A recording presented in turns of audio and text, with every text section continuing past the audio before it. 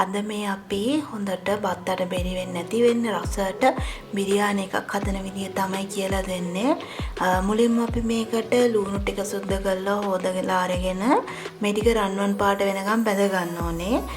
අපි අද හදන්නේ චිකන් කිලෝ එකකුයි 1/2 කිලෝ එක ප්‍රමාණයක බිරියානි එකක්. මේකට සාමාන්‍යයෙන් ලුණු ග්‍රෑම් 500ක් වගේ ඕන වෙනවා. මේ විදිහට ලුණු ටික කපාගෙන ඊට පස්සේ මුලින්ම අපි ඒ ටික බැදගන්නේ මොකද අපිට මේ ටික ඕන වෙනවා අපිට චිකන් ටික මැරිනේට් කරගන්න.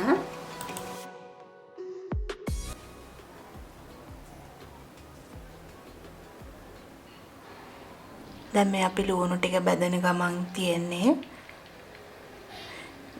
කළු පාට කරගන්න එපා. මේ ටික රන්වන් පාට වෙනකොට අයින් කරගන්න ඕනේ.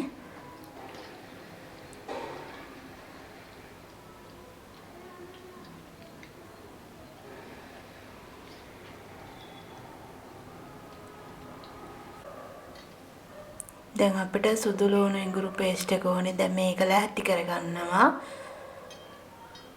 තෙල් මේ සෑඳි දෙකක් වගේ දාගන්න. ඊට පස්සේ මේ ටික හොඳට කලවම් මල් ඒවා දානවා එකක්. ඊට පස්සේ කරදි මුංගෝ ඇට 3ක් දැම්මා. කරාබු නැටි දෙකක්.